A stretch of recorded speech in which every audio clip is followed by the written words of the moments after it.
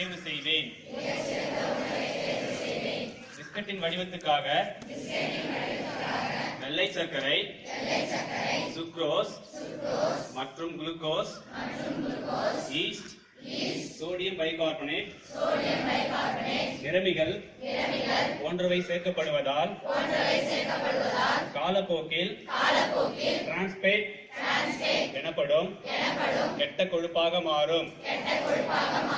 இது சர்க்கரை அளவை அதிகரித்து சர்க்கரை நோய், இதயம் சார்ந்த பிரச்சனைகள், கெட்ட கொழுப்பு சத்தை அதிகரிப்பது போன்றவற்றை ஏற்படுத்தும். பிஸ்கட்டின் வேலையே பசியை அடக்குவதுதான். ஒரு குழந்தை 3 பிஸ்கட்கள் சாப்பிட்டால் பசியே எடுக்காது.